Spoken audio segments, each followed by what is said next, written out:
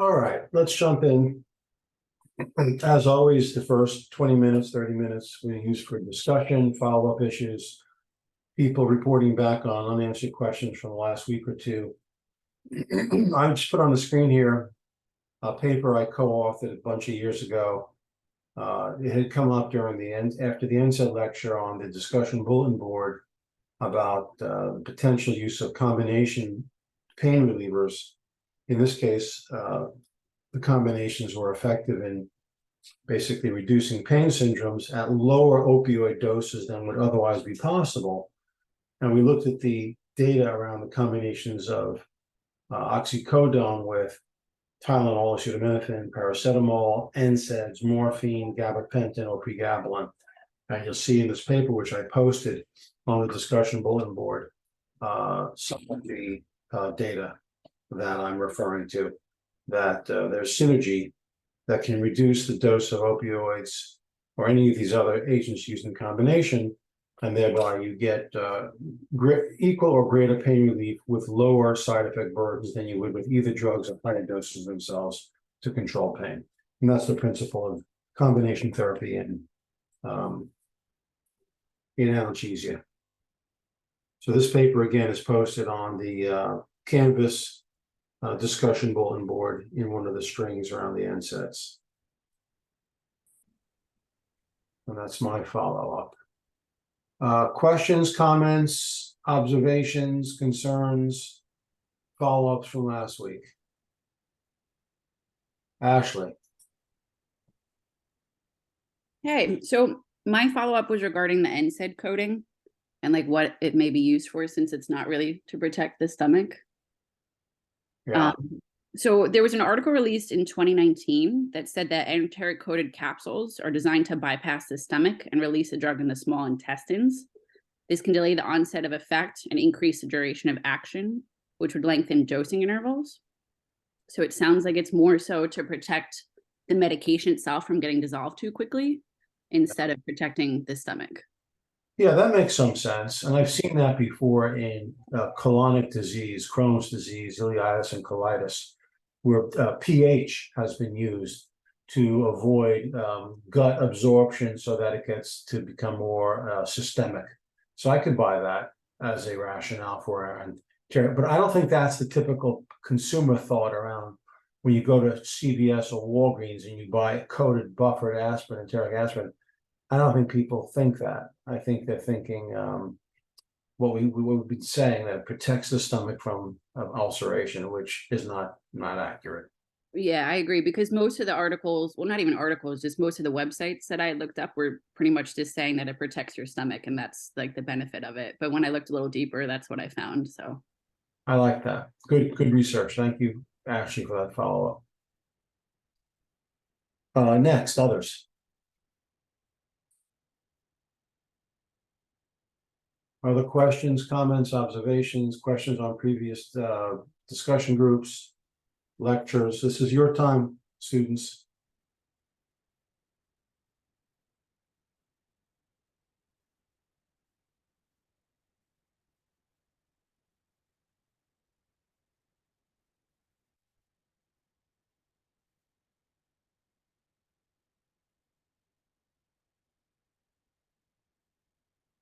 How many are here? 38.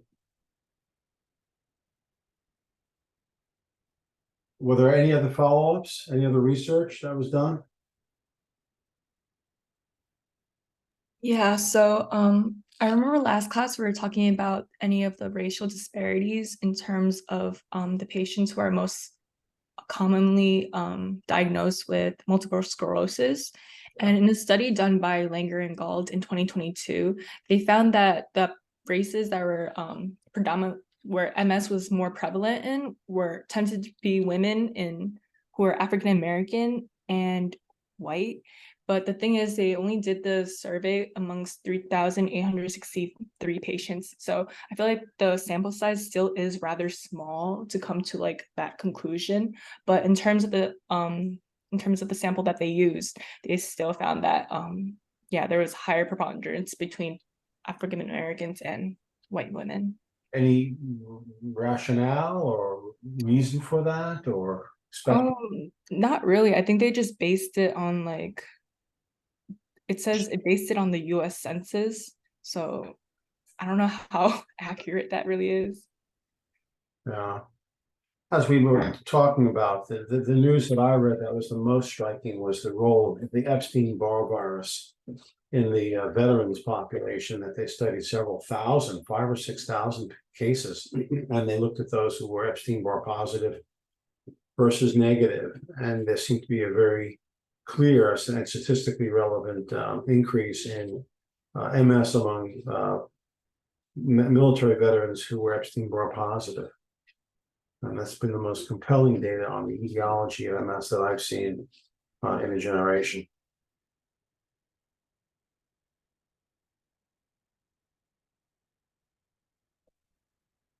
Anything else? This is your time. You are not going to get access to somebody with my knowledge and experience too often. Professor, I do have a question. So I don't think we're going over this in future lectures, but how did a drug like Accutane bypass marketing, considering it had so many clinical side effects like birth defects? How do you mean bypassed marketing? What do you mean by Like, that? how did it get even marketed to begin with? And like, it's still being prescribed nowadays. It's like very common in the dermatology field.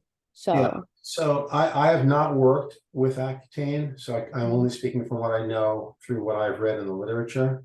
Not my firsthand experience, which all these cases that we're reviewing in the course are firsthand experience. But what I've read is that, Accutane, which is essentially a vitamin A analog in very high doses, is teratogenic in pregnant women. And there are black box warnings and careful restrictions to not use the drug if you are not on birth control or are pregnant. So, and there are other concerns about the drug in terms of liver toxicity, which is not unusual. So monitoring liver enzymes is required, I believe, within the label for anybody using Accutane for acne, severe cystic acne, I believe is the indication. And so it's an example in my mind of a very effective drug. I mean, I've seen cases of cystic acne that was just scarring, just terrible for the patient.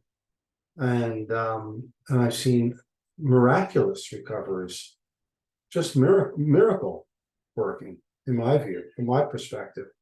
But there's no question that there's a real risk of side effects. And just so happens that, women who suffer from cystic acne tend to be women of childbearing age. And so that concombitancy comes along with a very significant risk. And the dermatologists that I've worked with at the hospital when I was training were very proactive with their patients about that risk. So I think it's an example of an approval with very well-known serious risk profile, but the need to be proactive as a healthcare provider in alerting people to those risks, primarily liver failure, and birth defects. It reminds me a bit of the Vioxx situation. What we're saying is, yeah, there's clearly risks of edema in patients with heart failure or heart disease, risk of heart failure. In retrospect, just like with Accutane and other vitamin A type analogs, maybe the best course would have been in the 2020 hindsight to keep the drug on the market with more significant warnings and black box warnings and so forth. But that's not what happened. That's my view of it. What do you think?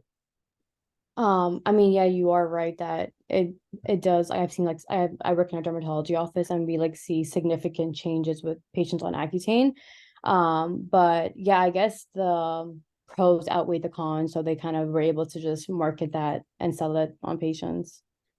And does your office and do you require, I think, even a written document, a signature? Yeah, so it's called iPledge. They have to like register. Females need to have like bring like negative pregnancy urine tests once a month. They get their blood work. It's a whole process. So it's like so tedious that I'm surprised that they were able to market it and Yeah, sell it, you know, but it's a good example, but it's also a really good example of a very effective drug with known very serious significant adverse effects. Yet it gets approved. And so clearly there's a way of managing that. yeah. Part of the risk, I think, with Vioxx, why it's different is patients didn't know they were taking other NSAIDs when they were taking over-the-counter aspirin or ibuprofens or naproxens. And so they were taking super additive doses of NSAIDs without even, and a prescription strength and 3 over-the-counters and a partridge in the pear tree. That wouldn't happen with Accutane. You know, if you're taking a vitamin A analog or Accutane, there's no over-the-counter. I guess you could, people hurt themselves with crazy amounts of, what do you call it, carrot juice too. Oh yeah, yeah. You ever seen somebody turn orange? Oh no, I haven't seen that yet in my office, but I did hear about that. Yeah, It's striking, yeah. and they can damage their liver. So watch out for too much fresh All carrot juice. I think you got to just go crazy with it, though. You're talking about Yeah, like a lot. volume of carrot juice. I check your psychiatric profile if you're consuming that much carrot juice. Thank you, Najma. Tessa.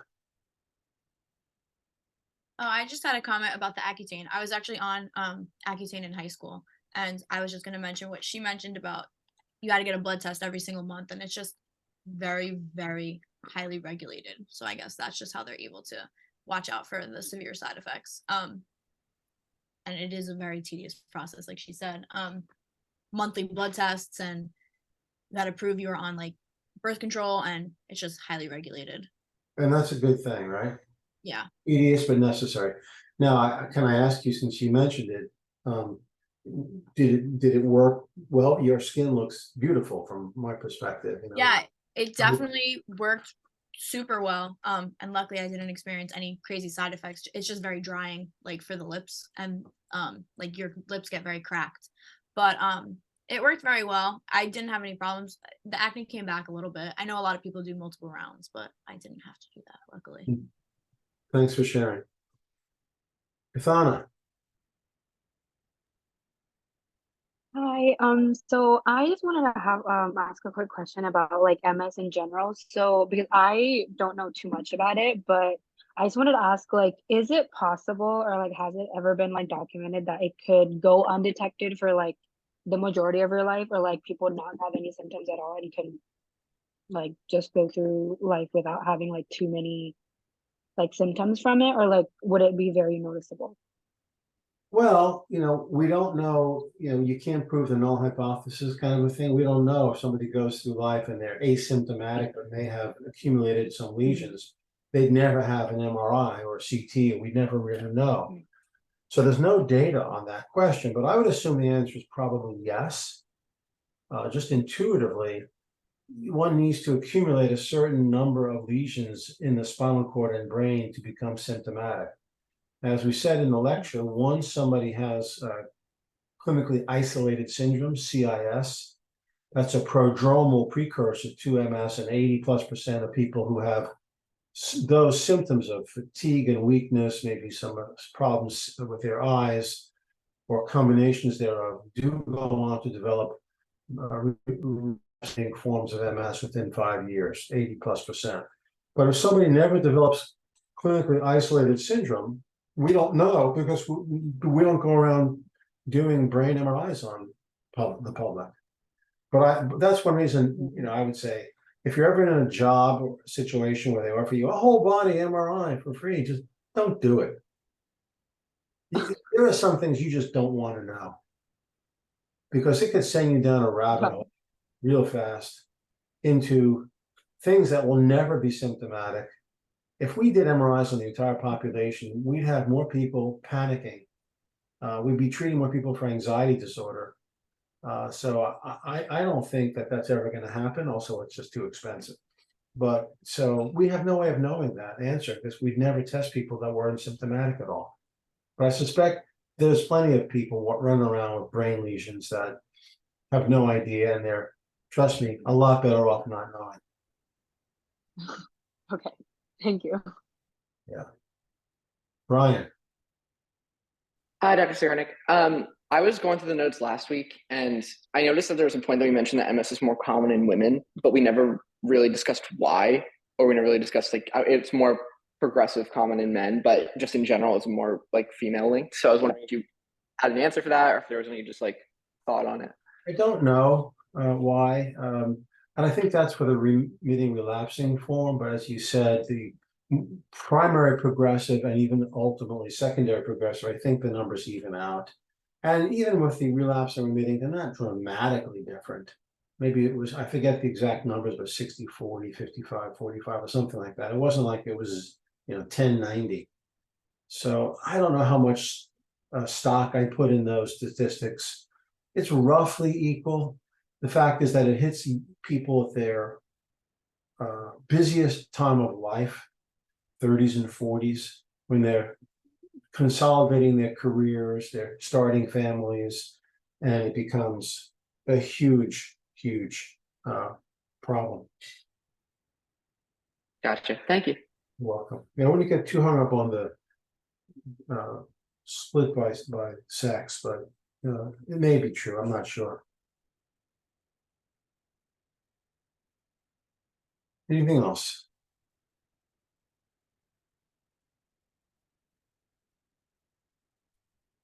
Okay.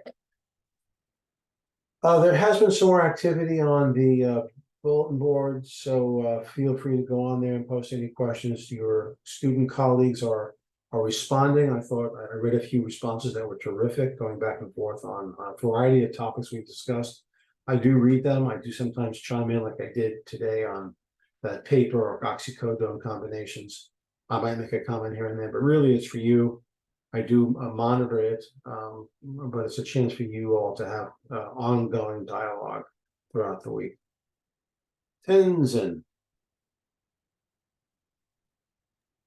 Yes, hi, Professor.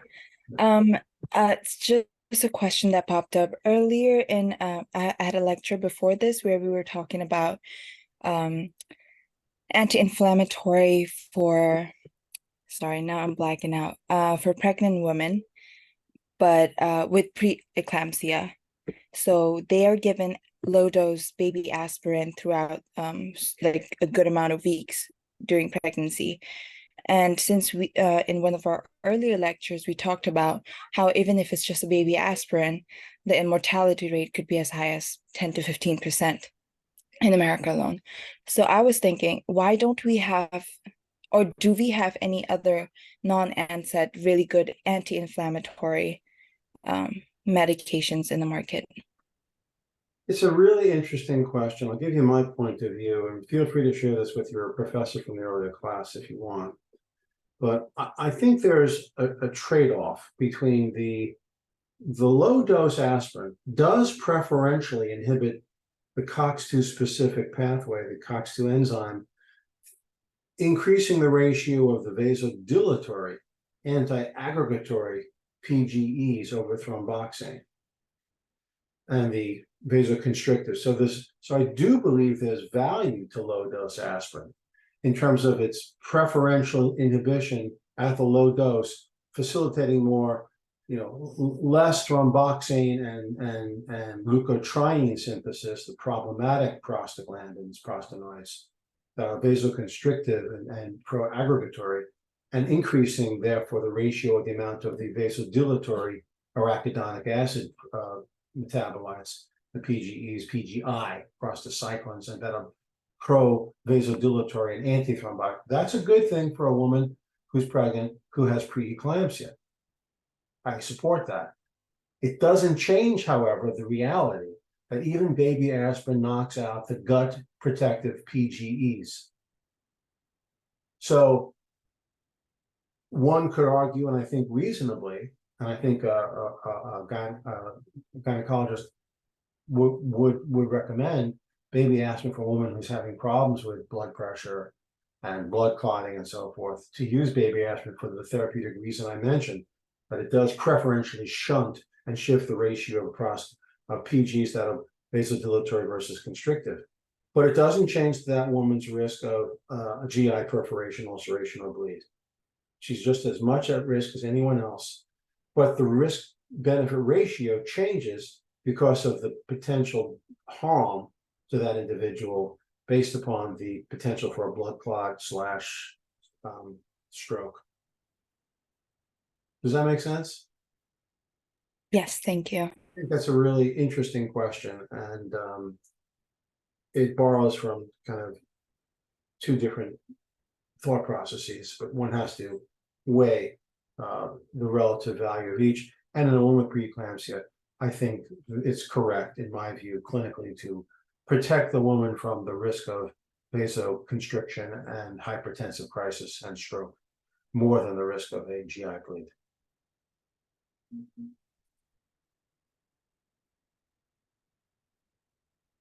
Why then, Simone, what was the yeah, I'm saying the same thing. I think we're saying the same thing. It's not the anti-inflammatory response, it's the effect on the vasculature. Is that what you're thinking, Simone? Yeah, I was in the same lecture and I don't remember exactly what the mechanism was because I didn't understand it fully, but because I also thought it was the anti-inflammatory response, but the presenter was saying that it wasn't the anti-inflammatory response, that it was something else, but It's it what might have been what you're referring to. it's what I'm suggesting. If you go back to our NSAID lecture of the other day and look at the first slides, you'll see I think we talk about on one of the slides on the bottom, the ratio of prostacyclin to thromboxane. And that's that's vasodilatory at low dose, preferentially inhibiting the vasoconstrictive PGs. So it's not an anti-inflammatory effect per se. So I agree with the professor in that respect. Okay. Interesting pharmacology, students, right? Yeah, the NSAIDs have multiple therapeutic and physiologic effects. They can be vasodilatory in certain concentrations, vasoconstrictive, pro-aggregatory, anti-aggregatory, anti-inflammatory, antipyretic, analgesic. Depends upon the mechanism of action, depends upon the dose, etc. It's not as simple as one would think. Terrific, great questions, love them. Anything else before we jump in?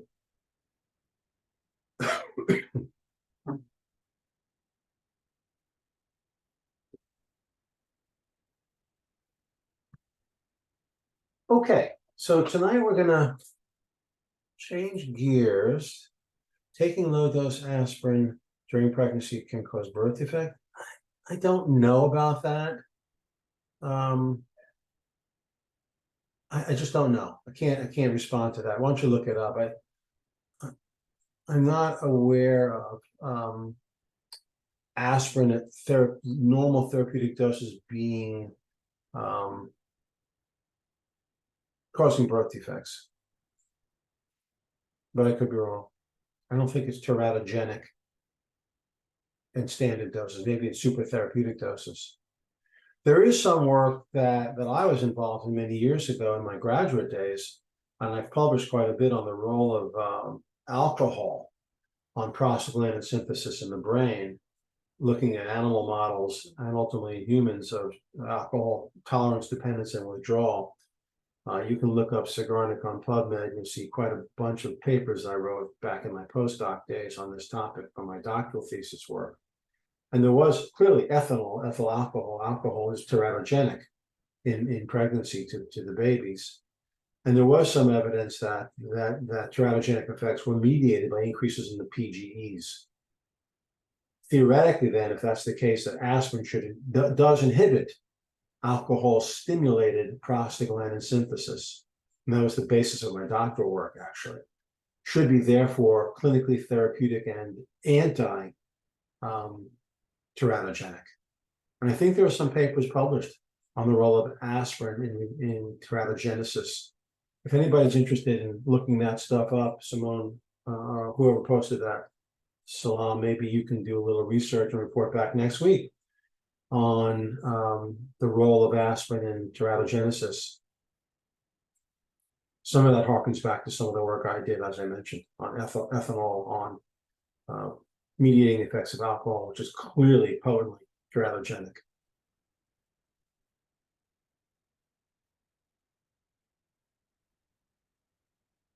Okay, so tonight's discussion is going to take an interesting turn in a way. We're going to talk about the pneumococcal vaccine wars, and I work with Pfizer on the pre-launch and launch of Prevenar 13, the 13-valent pneumococcal vaccine some years ago. And I went all over the world for Pfizer to do their seroepidemiology to try to understand which serotype should be in Prevenar, which is now Prevenar 20, which is now available, versus Synflorix, the GSK 10-valent pneumococcal vaccine. And tonight, students, how the last couple of lectures have emphasized different points, and I've selected these cases to highlight different features from a pharmacological perspective about drug differentiation. That's the whole point of this course. And you can think about the COX-2 specific inhibitors, Vioxx and Celebrex, as really a pharmacodynamic mechanism of action story. I think similarly, you can think about the PDE5 inhibitors, Levitra, Viagra, and Cialis, as another mechanism of action in pharmacodynamic differentiation. I think you can look at the lecture we did on the long-acting insulins, the basal insulins in type 2 diabetes as a pharmacokinetic differentiation based upon 24-hour, peak trough profiles and absorption rates and microprecipitates and all that stuff. And I picked those to emphasize how we can differentiate based on different principles. Tonight, we're going to talk more about some of that will play out, but more about how information is shared among healthcare professionals and thought leaders, so-called key opinion leaders around the world. Because I went to these different, European Society on Pediatric Infectious Disease, these small conferences with 300, 400, 500 super specialists in pediatric ID. But what was said there was amplified around the world, or ricocheted around the world many times, even before some of these things ever got into press. And so I want to talk to you tonight about how this game was played, how they fought each other for market share, based upon really some of the things that were being discussed are some very complex and nuanced issues. I'll take you through them, and how that influenced local pediatricians, local infectious disease doctors, about the use and effectiveness of these different pneumococcal conjugate vaccines. I think you'll find it interesting and a different way of emphasizing message delivery.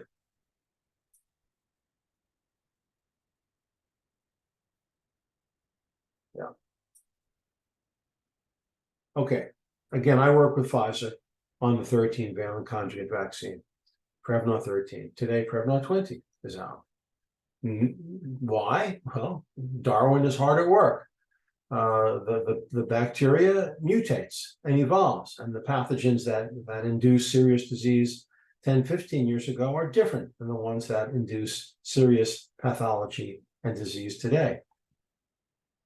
And I can tell you for sure, sure as we are here today, that 10 years from now, there'll be Prevenar 25 or 26, because Darwin is still hard at work and the bug is continuing to evolve, particularly as we put downward pressure through these vaccines on the current infectious virulent serotypes that are being suppressed. Therefore, others are emerging in their place. Natural selection. So, as we do with all of these lectures, I'm going to first take you through a bunch of slides on the disease state, the unmet need, the seriousness of this condition, and why these vaccines are so valuable. And then we'll talk about the two vaccines in some detail, the similarities and differences, and then how Pfizer and GSK went at it, with my help and others. So Streptococcus pneumoniae, or the so-called pneumococcus, is the pathogen, the bacteria that we're talking about tonight. And pneumococcal infection takes two significantly different forms. There's the non-invasive disease, manifested by sinusitis, otitis media in young people, and pneumonia, and that's local to the lungs. We're talking tonight about invasive pneumococcal disease in the form of bacteremia, pneumococcal bacterial meningitis, bacteremic pneumonia, empyema, infected pleural effusion of the lungs, very serious. And these are quite devastating conditions. The transmission and colonization of pneumococcus is through the nasopharyngeal carriage. Even in healthy preschool children, and up to a third of healthy older children and adults harbor the pneumococcus in the nasopharyngeal passages at the back of the throat and nose. And you can see how exhalation and inhalation of aerosolized pneumococcus is really the mechanism of transmission, continuing the disease process. Local disease stays in the upper part of the body, but dissemination into the lungs and then beyond into the systemic circulation through the blood-borne lungs is what causes the invasive disease. This is just another cartoon that shows the location where the nasopharynx is and where that carriage occurs. And I mention this again because the genetic evidence suggests that non-vaccine serotypes, or NVSTs, and antibiotic strains occur within the nasopharyngeal carriage, that mutations are occurring in the back of the throat and the nose, essentially, because that's where the pathogen colonizes and where the, you know, how this mutations occur through base pairs shifting and so forth. And that while we apply downward pressure with vaccines and antibiotics against these pathogens, others emerge more strongly, and that occurs through mutations that occur in the nasopharynx. And that's called nasopharyngeal carriage, and the production of non-vaccine serotypes, and the evolution of antibiotic-resistant strains. Pneumococcal disease in children take a variety of different forms. They're all quite serious. Bacteremia, very common in children under 2. It's 2/3, 3/4 of invasive disease of children under 2. It's much more common than pneumococcal pneumonia, which is quite serious. Bacterial meningitis, it has different causes. Haemophilus influenzae B, for which we have a Hib titer vaccine. Meningococcal, ACW and Y, we have a good vaccine. Children will get these routinely. And pneumococcal, we have a good vaccine as well for children under 2. But there are 3 different causes of bacterial meningitis, and I think it's important to understand the differences: Hib, meningococcal, and pneumococcal. Pneumococcal is the leading cause of bacterial meningitis, and 60% of case fatality rate and 10% for meningococcal. So pneumococcal meningitis is quite serious. In fact, pneumococcal pneumonia is the leading killer of children worldwide. Under 5. Sorry, go ahead. Was there a comment? Well, malnutrition is a leading cause of death. Pneumonia is the leading killer of children under 5, mediated largely by pneumococcal invasive disease. Clinically, it's difficult to differentiate abrupt onset fevers, chills, pleuritic chest pain, coughing, pain breathing dyspnea, rapid breathing tachypnea, hypoxia. Sounds an awful lot like any kind of onset of a virus, or respiratory syncytial virus, or influenza virus. This is why it's really hard to know when a parent calls a pediatrician or in the middle of the night, just based upon symptoms. It's very difficult to tell how this is any different than an abrupt onset of an influenza or respiratory syncytial virus, for that matter. It does result in over 100,000 hospitalizations a year in the United States alone. And it is responsible for over a third of community-acquired pneumonia and up to half of hospital-acquired pneumonias. It is a common bacterial complication of influenza and measles, and I'll talk more about that phenomenon in a few moments, particularly as it relates to the 1918 pandemic worldwide influenza, and what was the actual cause of death in most of those cases, in my view. Pneumococcal bacteremia, when this becomes systemic and becomes septic, well, that's a very serious problem, a very high case fatality rate, particularly among the elderly. So once a person becomes bacteremic for any reason, The sequelae is roughly irreversible. There are no drugs that deal with sepsis other than supportive care. You can't reverse it by medication, pharmacology. Septicemia results in respiratory distress syndrome or adult respiratory ARDS, multi-organ failure and death, and up to two-thirds of adults who develop systemic bacterial sepsis. The reason primarily for that is that the lipopolysaccharides are the endotoxins that are spilled from the excess of bacteria in the systemic circulation and become septic shock. And antibiotics don't do anything to reverse this endotoxin overspill. Okay, so if you don't have the vaccine to prevent this from happening in the first place, antibiotics at the point that you are septic won't help you. And that's something that you should remember. Many of you are going to be clinicians going forward, that you either prevent it with a vaccine, you get it very early with antibiotics, or the patient's not going to do well, because we've had multiple drug failures of sepsis and systemic bacteremia. Nothing really seems to work. Yeah. And, just a couple of awful pictures: pediatric pneumococcal bacteremia and sepsis, pneumococcal meningitis, very serious, high case fatality rate, common to have neurologic consequences. Just an awful picture. Now, when we talk about invasive pneumococcal disease by age group, you can see the bell-shaped curve here. It's pretty common in children under 2, starts to pick up again in people in their late 40s into their 50s, and picks up again over 65.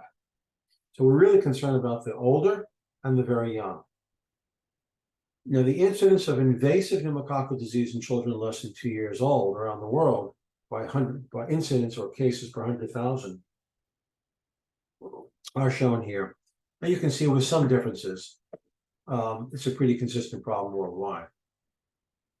There are risk factors for invasive disease: being under 2, having a comorbid disease, being in daycare centers for obvious reasons, and children with a history of ear infections, particularly if they're getting repeat courses of antibiotics, that become resistant. If you're born without a spleen, clearly, if you've got HIV, you have cochlear implants, you're in a group child care facility, et cetera, et cetera. I want to come back to the discussion I was mentioning about flu, the 1918 flu pandemic. Probably much of the mortality associated with that was mediated by superinfection. Theory is at least up to a quarter of the cases, because when they exhumed the postmortem samples from people who died during the 1918-1919 worldwide influenza pandemic, changes in the lungs that they found upon autopsy revealed bacterial pneumonia. Histopathologic results showed secondary bacterial pneumonia, and I think that occurs frequently. I think the cause of death from influenza is often not the primary influenza itself, virus, but the secondary bacterial infection, particularly pneumococcal disease. And streptococcal pneumonia accounts for secondary bacterial infection in up to 75% of cases. That's why I advise today people who have older parents, grandparents, make sure they all get their pneumococcal pneumonia Prevenar 20 today, as well as the older polysaccharide vaccine, to be cross-protected against secondary bacterial infection, because pneumococcal pneumonia is a leading cause of death. Does anybody know what a superinfection is? Yeah, I'm not talking about being a more powerful infection. By superinfection, I mean infection over the top of another infection. So Thank you. You had influenza as the primary bug pathogen or virus in 1918-19. And then they got a superinfection, a bacterial infection on top of that, because of the irritation and the inflammation on the lung tissue was a hotbed for seeding bacterial disease, in this case pneumococcus.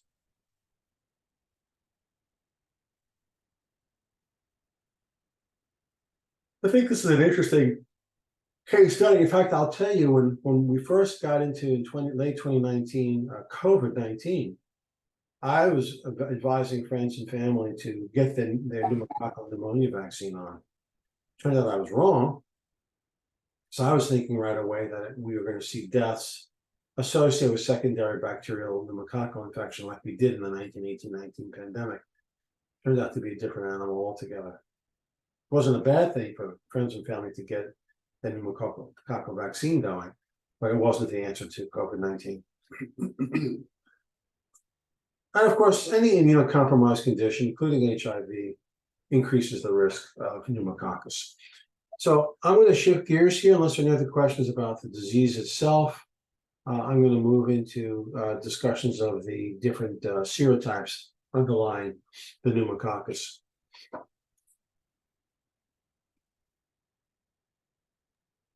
Professor, could you just remind us what is the serotype? So here, let's get into that right now. So the serotypes there are 90 different serotypes for Streptococcus pneumoniae or pneumococcus. They are defined by their different chemical composition of the capsule, glycoproteins, receptors. Each one of them stimulates the production of a different pneumococcal antibody. And while there are 90 or more serotypes in S. pneumoniae, only 8 to 10 are known to cause the bulk of serious pneumococcal infections. So the serotype is a way of identifying the individual bacterial components that mediate infection, in this case, pneumococcus.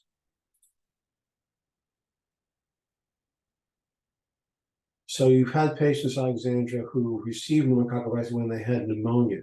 What is the difference when they receive the vaccine when they are healthy versus when they're already sick?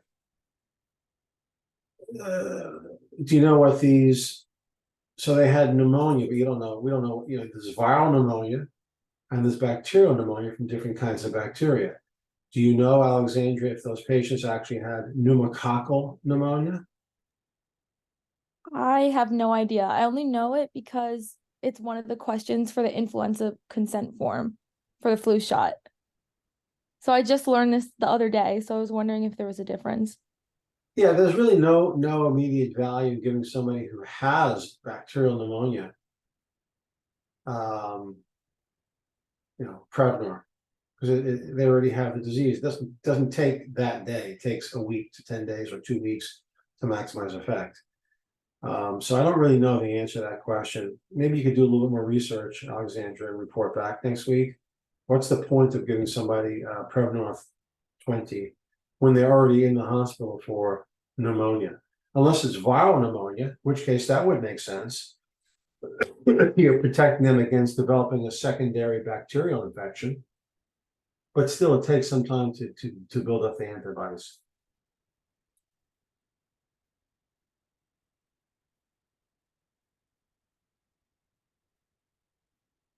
Now, there have been a history of different pneumococcal vaccines. The 23-valent Pneumovax is still available, licensed early in 83. It's a polysaccharide vaccine. We'll talk about the difference in a few minutes. Prevenar 7 first came on the market in 2000, had been replaced, as we are talking tonight about Prevenar 13, and now Prevenar 13 replaced with Prevenar 20. So the earlier Prevenar 7 and Prevenar 13 are no longer available. Prevenar 20 is now the predominant pneumococcal vaccine that Pfizer produces and distributes worldwide. But the proportion of pediatric pneumococcal diseases that are preventable by vaccination is pretty consistent around the world. Higher for the 13-valent than for the 10-valent, because 13-valent covers more pneumococcal serotypes. Pneumovax is a purified capsule of polysaccharide antigen from the 23 types of pneumococcus from 83, and that is still being recommended for adults, but not for children, because children don't develop an immunologic response to polysaccharide vaccines. They do to the conjugate vaccines, conjugated to other carriers, as I'll show you in a minute. Prevenar 7 was the first licensed polysaccharide protein conjugate vaccine at 3 doses plus a boost, 2, 4, 6, 12 to 15 months, protecting infants and children from invasive and non-invasive disease, caused by the pneumococcus, and therefore protecting them against pneumococcal bacteremia, meningitis, bacterial pneumonia, and otitis. And it was it carried 7 different serotypes, and then ultimately 13 in the future. And it covered majority of serotypes that accounted for most of the serious disease. The polysaccharides help cloak the protein. So plain polysaccharide vaccines were developed to train the immune system to build an immune response, but they only live for a short time. You lose you become hyper-responsive, they call it, over time, and children just don't mount an effective immune response. So it's not effective. Conjugate vaccines, on the other hand, attach the polysaccharide antigen to a carrier protein, diphtheria or others, helping the body to recognize the antigens as foreign and therefore developing the appropriate antibodies. And that provides ongoing protection against the bacteria over many, many years, reducing ultimate carriage in the nasopharynx, immune protection in infants, which the polysaccharide alone didn't, and doesn't result in reduced responsiveness or hyper-responsiveness. So lots of benefits to the conjugate vaccines, particularly in children. What we found is that when Prevenar 7 was introduced, it dramatically reduced vaccine types, invasive pneumococcal disease in children. You can see here by age 1, 2, and 5, in the quarter when it was first introduced, a rapid reduction in the rates of invasive pneumococcal disease in children, which was great to see. However, despite that introduction, reports started to emerge of invasive pneumococcal disease due to a serotype not present in Prevenar 7 for children under 2. Again, Darwin hard at work. And we saw the cases starting to go up shortly after the introduction of Prevenar 7. And when the studies were done over those couple of years post the introduction of Prevenar 7 was 1999-2000, you see from 2001 to 2006, the rate of different non-vaccine serotypes, particularly 19A, and I'll call your attention to 19A in particular, because it's the one that mediates the most serious non-vaccine pneumococcal disease, including antibiotic resistance and systemic infection. So clearly, the fact that 19A emerged as an important non-vaccine serotype was a critical finding in the immediate post-Prevenar 7 introductory years.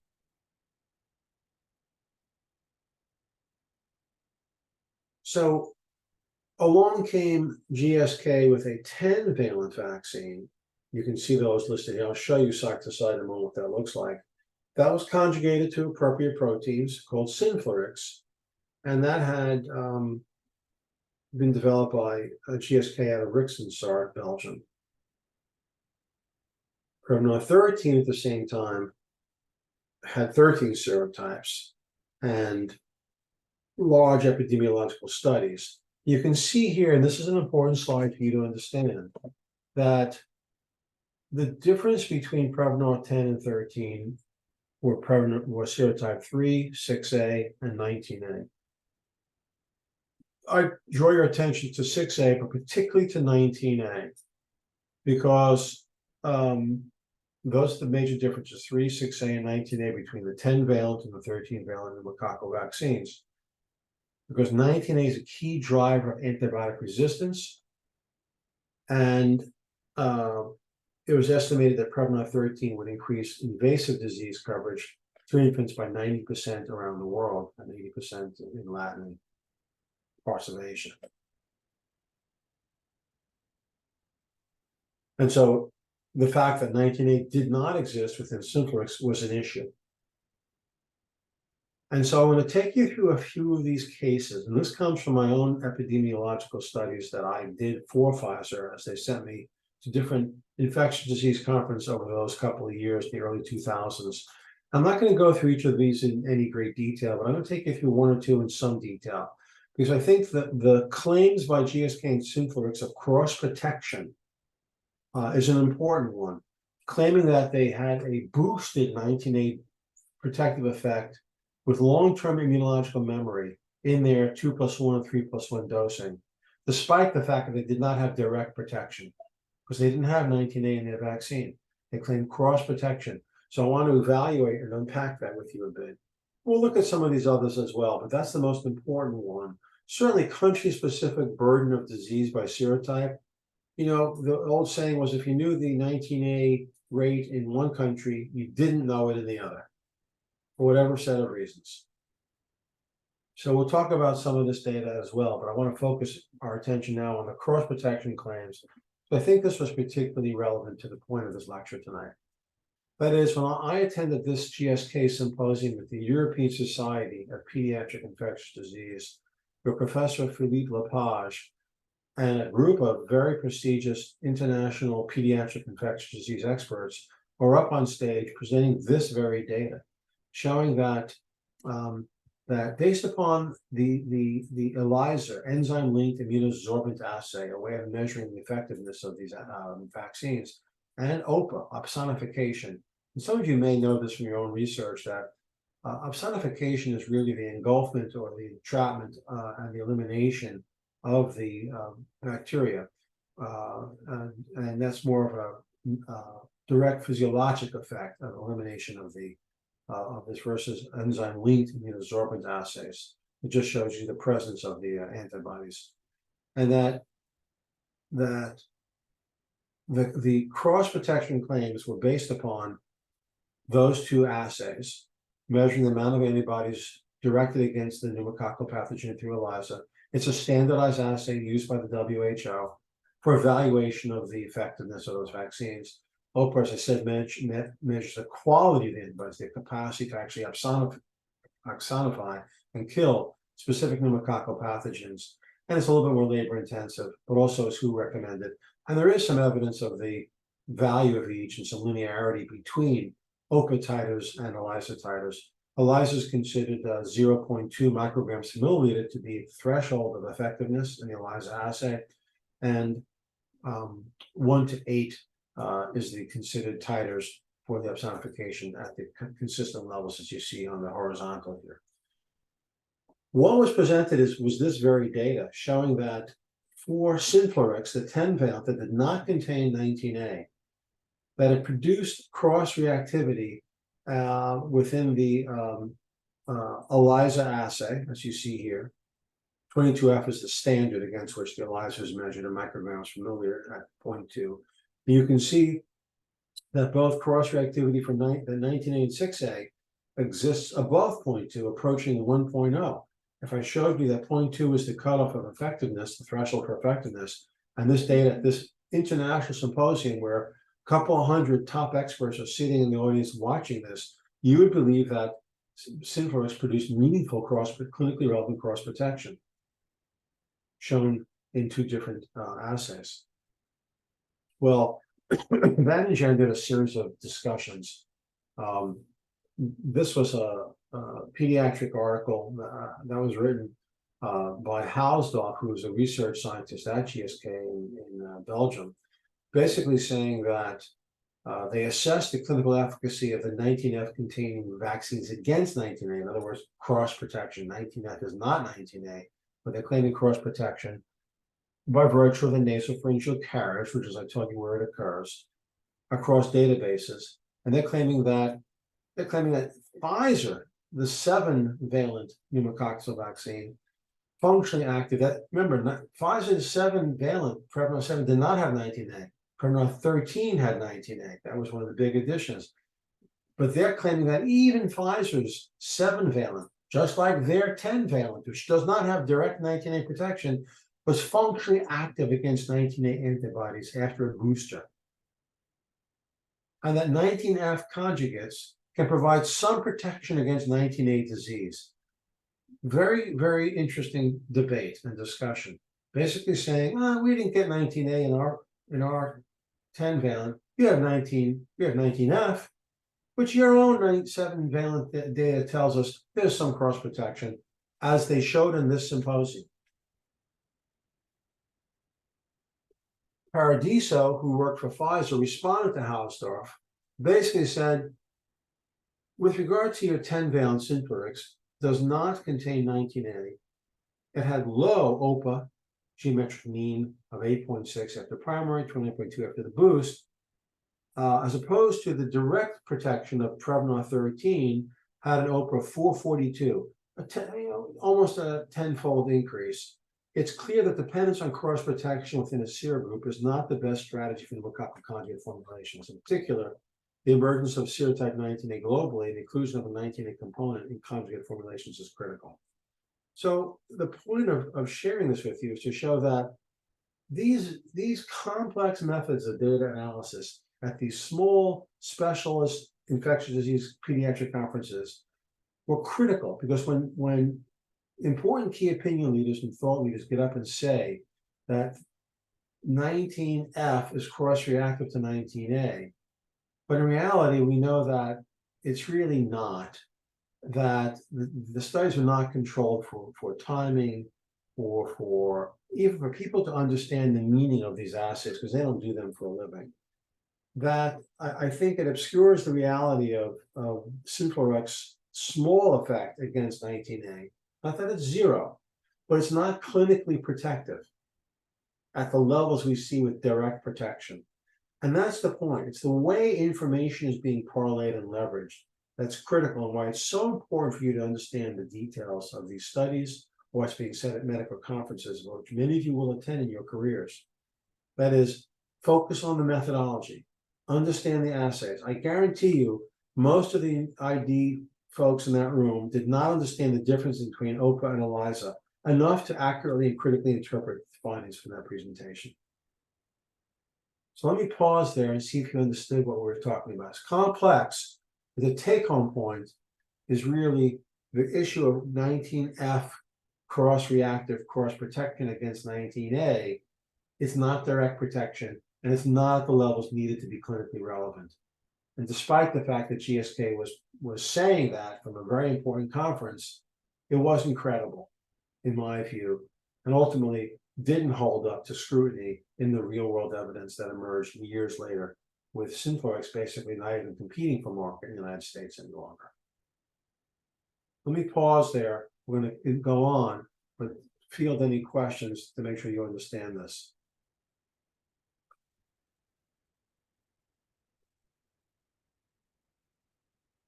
There will be a question on the final on this.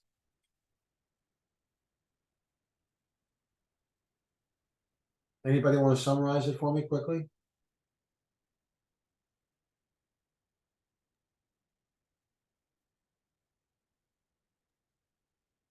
By your silence, I'm going to Can I try?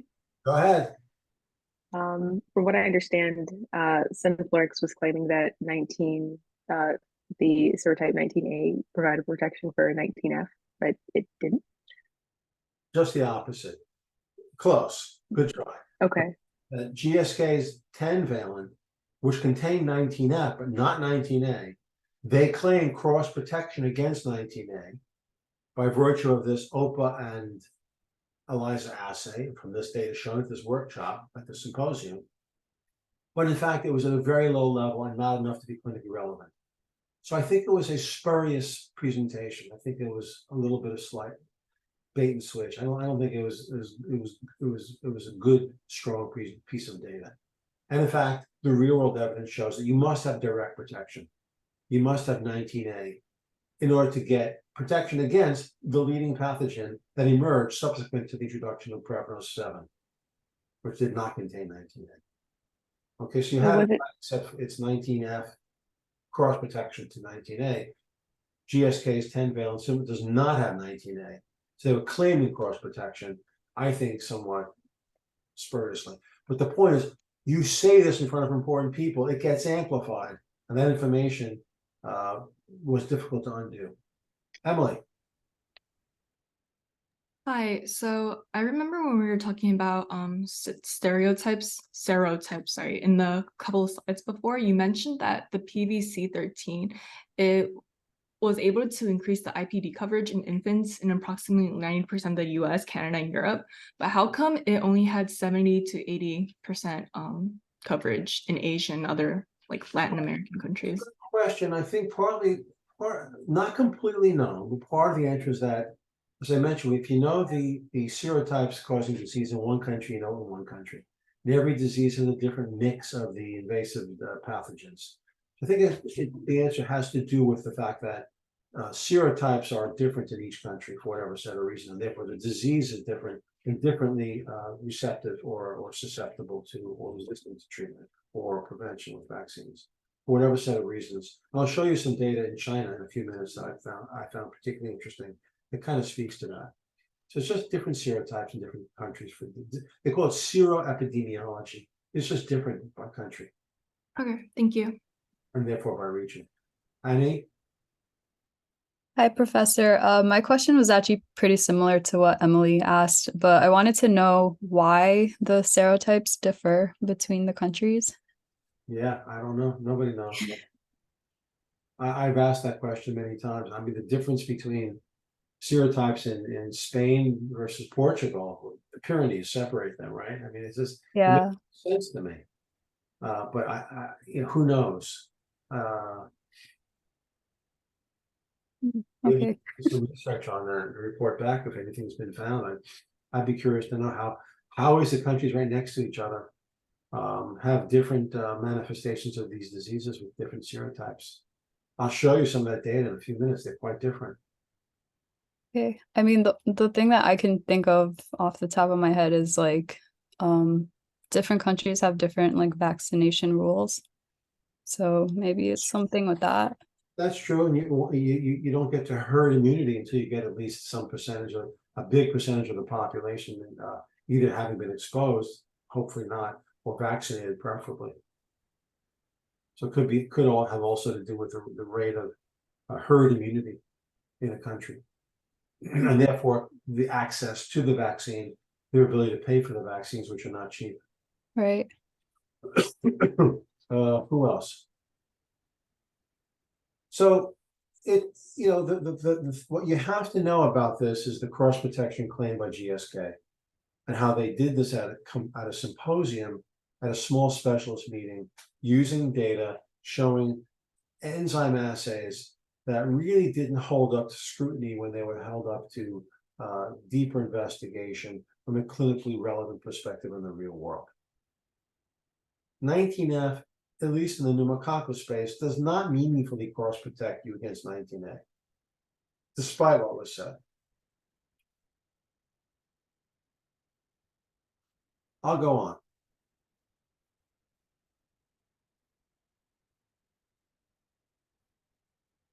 Skip some of these. You can look these over. Some of these are different issues around otitis.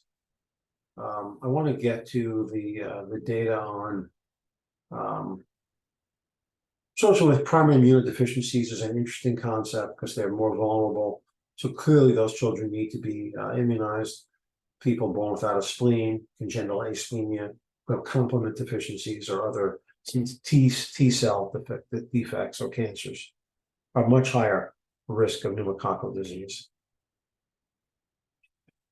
This part of the discussion ties back to what we were just discussing, country-specific burden of disease by serotype and the acceleration of 19A in the post-Prevenar 7 era and its role in invasive disease around the world. And so these are abstracts from posters that I attended. And what struck me about this is the differences around the world. Here you see in Spain, 19A isolates were 9.5% in the 2001 to 36% 2009. So 2001 is the immediate post-Prevenar 7 year where there was no direct protection, and then it kept going up until we introduced Prevenar 13, but went up to 35%. You can see the rate of 19A increasing worldwide. In the Netherlands, on the last one here, you see 10% of all children have 19A nasopharyngeal carriage. This one is back in Spain, 29.6, 30% of total isolates at 19A. Here in Portugal, 19A is found in 50% of all bacteremia cases. Romania, only 5%, but fully penicillin resistant. So penicillin and antibiotic resistance is mediated by 19A as well. In Venezuela, they saw a doubling up to 50% of 19A. in Kuwait increasing. So at Italy up to 28-29%. So we're seeing the data around the world with 19A increasing in the post-Prevnar 7 episode. Mediating invasive disease caused by 19A primarily across age groups. And that these children were manifesting different kinds of disease. They were multi-anti-drug antibiotic resistant. I put together this slide as a way of getting my head around this, following that symposium in Europe, where you can see that 19% of isolates of invasive disease was really the highest in the US. Why do you think that was the case? What was causing the highest rate of 19A manifestation in the US versus other parts of the world? What do you guess that's caused by?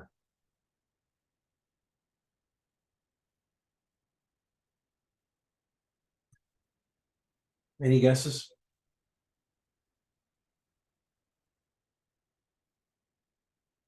This data was in the mid-2000s. I think this was immediately following this late 2000s, this symposium. I think there was this symposium at ASPID in 2007 or so. Well, the answer is, Emily, what's the answer? Well, my guess would be that because like the countries on the bottom, they have more access to like I guess antibiotics or like Yeah, that's the answer. It's the overuse of antibiotics. US being the worst example. Yeah. So the inappropriate use of antibiotics. Antibiotics used for any cough, snivel, or sneeze is what drives mutations and the form of resistant disease. Now, once Prevnar 13 that contained 19A was introduced in 2009-10, you could see, just like we saw at Prevnar 7, an immediate drop off in isolates and a huge drop off in 19A, you see right here, decreased by 45% just in that 1 year. And anywhere you looked, the 3+1, 2, 4, 6 months in newborns and 1 year boost in 2010, you could see that 19A was significantly reduced just at that time period. And in fact, anywhere in the world you looked, once this vaccine was implemented, Prevnar 13 significantly reduced invasive disease that was being mediated by the emergence of 19A, proliferation of the antibiotic resistance, and so forth, everywhere in the world.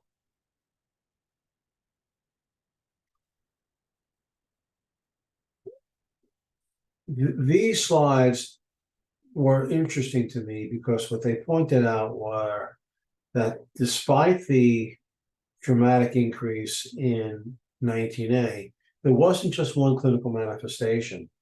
In France, we saw the rates of empyema, pus in the lungs, increasing dramatically as a function of 19A. We saw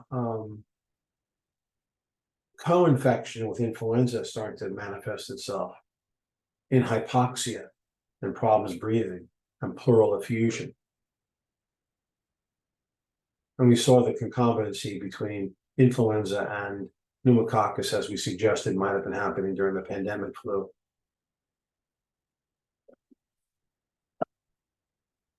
Viral co-infection. And we talked about antibiotic resistance increasing until the 19A serotype was directly included in Prevnar 13.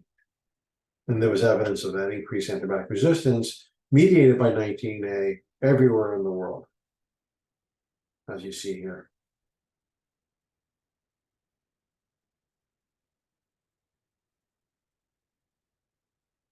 That ultimately the overuse of antibiotics or the pressure exerted by antibiotics was equal to or greater reason for 19A emergence than non-vaccine serotypes.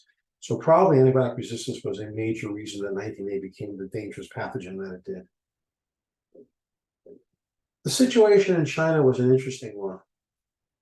We started to see data that suggested that, you know, one of the world's biggest population of over 1 billion people, with probably several 100 million people under 5 years old, young people, that the rate of 19A was also going up significantly, approaching 20%. And you can see here is the curve, 19A right here, at about 20%. But not until Prevenar 13 was introduced later on did it start to come down.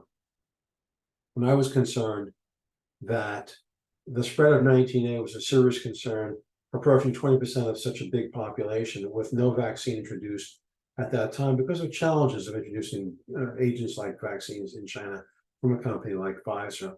With a very high case fatality rate, 70%, with many of those being multi-drug resistant, this would be a very serious problem for Chinese infants. So I presented this data to Pfizer's board, and they did move mountains to make sure that this vaccine was actually introduced in China as quickly as possible because of the data that we were seeing through the global seroepidemiology that I was involved in. So I felt very, very good about that. And Pfizer did a terrific job making that happen. So to summarize the competitive messages, we talked primarily about the 19A cross protection, Synflorix claims that it had clinically relevant cross protection following its boost, based upon the OPA and ELISA measurement assays that highlighting the value of direct protection with Pfizer's response to that, really debunking the 19A OPA and ELISA data, showing that you really did need direct protection, that it wasn't enough to have a 19F cross protection. We talked about the nasopharyngeal carriage. We talked about immunodeficiency syndromes and superinfections with influenza. We talked about the importance of the burden of disease and global seroepidemiology and how that information is parlayed around the world, showing that you don't really know what's going on country to country, and you have to really dig in and do your homework and understand the burden of disease and its impact on vulnerable populations, and how the diseases manifest quite differently in different parts of the world. And the role of antibiotic resistance, particularly in countries where 19A was booming.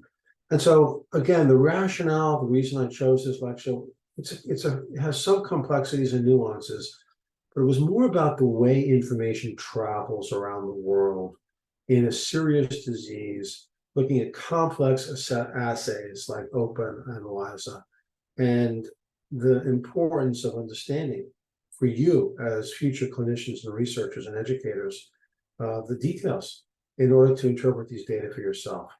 Because ultimately, understanding the pharmacologic and physiologic principles is critical in order to accurately interpret and weigh the evidence. This course is about teaching you to stand on your own 2 feet as scientists and clinicians in the future, learning lessons from the past. Trust me when I tell you that nobody else is talking about this anywhere else. That I attended these symposia, that I made these observations, that I drove these points, is something to take home and use for yourself in the future, because you'll be dealing with vaccines in the future, and the issue of cross protection will come up again. The issue of measuring, however they measure the efficacy, will come up again. Burden of disease and epidemiology will come up again. That these points are differentiated, and companies will use them to their advantage one way or another.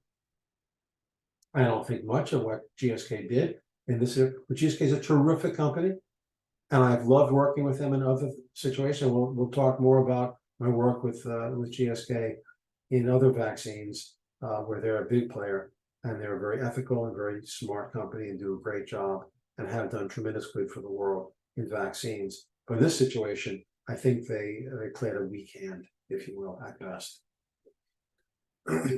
Prevenar 13 was a huge seller among the vaccines you see listed here. Top one continues to be Prevenar 20, a global powerhouse. Okay, students, that's it for tonight. Any other questions or follow-ups? I hope you found this case as different as interesting as I did developing it and living through this. Do we need to know the slides that were skipped? No.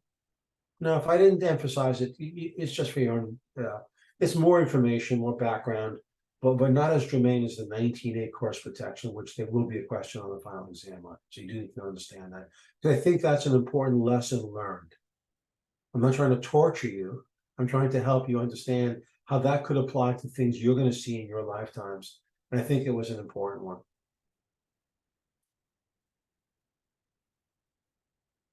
Emily, hand up. Yeah, so today, in today's lecture, we talked about how the misuse of antibiotics is like a growing problem, especially in the US. I was wondering, if there was like any leeway in terms of like introducing new antibiotics, or how are we targeting this resistance? Well, I think the emphasis has been on not overusing antibiotics. We don't have a lot of antibiotics left in reserve. Mhm, And multi-drug resistance for some conditions, we don't have any. mhm, And pharma companies are reluctant to develop new antibiotics. Why? Because they're for intermittent disease. Drug companies like making drugs that are for chronic disease, right? It makes more business sense. Yeah. Right now I'm also in a lab that's kind of like we're looking into different ways that we can treat like these these antibiotic resistant bacteria. And I don't know if you know, there's this, I think there's this bacteria called Vibrio, which basically eats like, you know, bacteria from the inside out. Yeah. And I thought it was very interesting how they're proposing that that might be a way to target, you know, these these bacteria that other antibiotics aren't able to. Yeah, I think that's a terrific approach. I think we need new novel approaches. There's some funding, some government funding to support small biotech and pharma to develop these agents, because big pharma's often walked away from this space for the reasons mentioned. Mhm. Anna, hand up. Hi, Dr. Ross. So like obviously we've been talking about how like bacteria can evolve and mutate. And I was just wondering if there was a way for companies to kind of like predict how the bacteria is going to mutate in order to start like working on vaccines and treatments for it, or is it just kind of like once it's out there, then they can start working on treatment? That's been my experience, but I'm not a researcher in this space. I mean, if you want to check that out, it'd be an interesting question if you could report back. Are there some precursor prodromal biomarkers of antibiotic mutation? Maybe there are. That would predict future vaccine development. I have not seen that, but I'm not a researcher in this space, so I don't know. So why don't you just do a little digging and give us a 1 minute overview next week. Thanks for volunteering. All right, Megana. Hi, sorry, I can't use my camera right now because I'm using a different device, but my question was after it came out that 19F couldn't cross vaccinate and there's actually more 19A present, was there any sort of like legal action taken to companies who were kind of displaying their data in a similar way? Or do you think there's still a similar number of cases like this that exist? Yeah, so it's cross protection, not cross vaccination would be the term. But no, I don't think this rose to the level of fraud or legal action. There's never been any legal action around this, and I wouldn't suggest there should be. I think it's just strong data versus weak data is the way I would put it.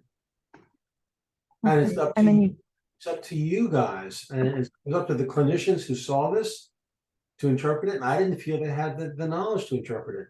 That's why I'm teaching this lecture and this course, to help future researchers, scientists, clinicians, and educators be more prepared in your future. Because you're not going to see Prevenar versus Synflorix again, but you're going to see cross protection claims again. And you're going to see seroepidemiology again. You're going to go, oh, I remember Dr. Skarnik talked about this concept, this idea, this strategy. If you take nothing away from this course, then strategic concepts pulled forward in your future career, then this will have been worth it to me. Otherwise, I'm just wasting my time.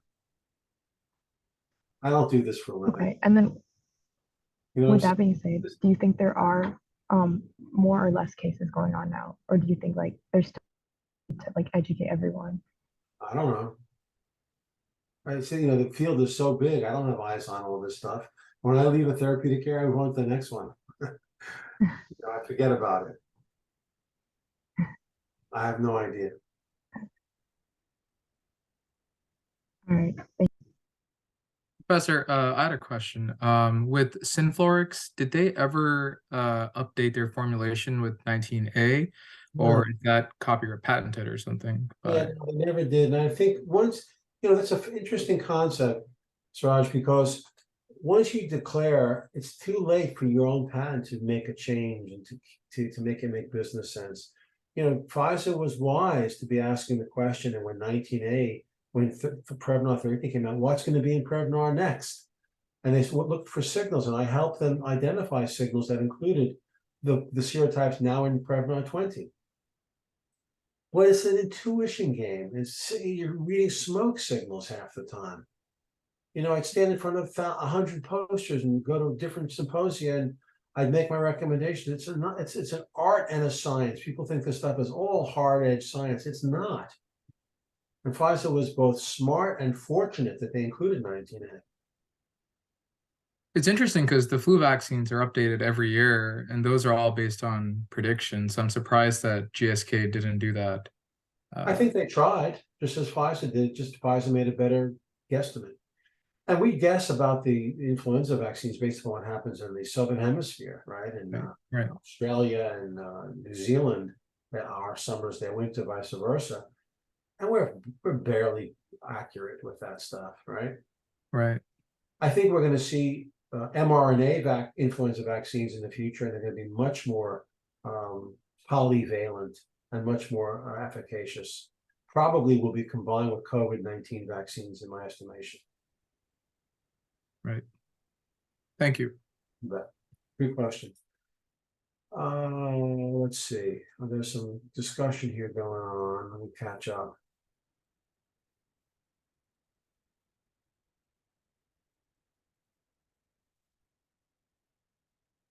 Do we need to know? Should we understand what? You don't have to know ELISA versus OPA technically, students. All you need to know is that assays we used, complex assays we used that were difficult for audience members to interpret.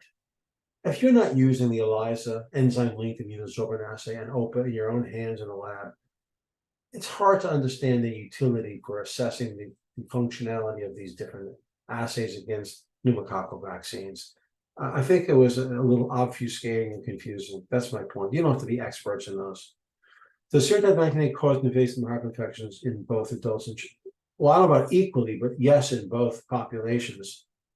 I'm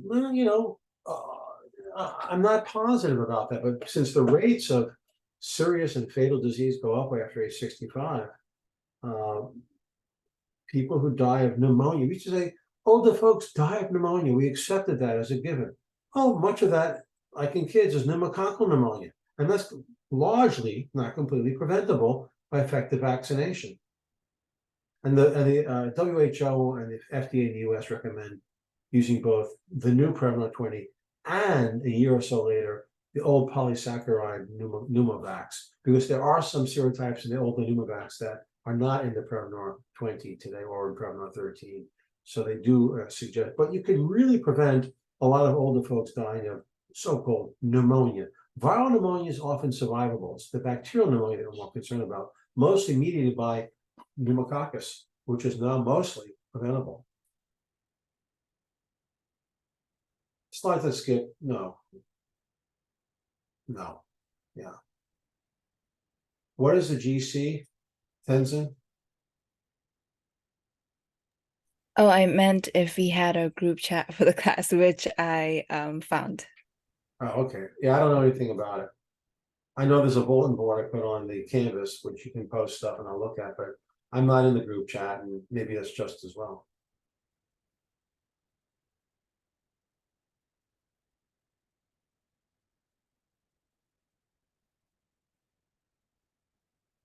I mean, if there's a specific question in the group chat, just somebody send it to me, because I don't need to be on it. It's probably just for the students. Okay, anything else, students, before we go for tonight? Good questions, really interesting. Terrific. Okay, thank you all. Reach out to me if you have any questions. And thanks again for your attention. I'll speak to you next week. Thank you. You're welcome. Have a good night, everybody. Good night. Thank you.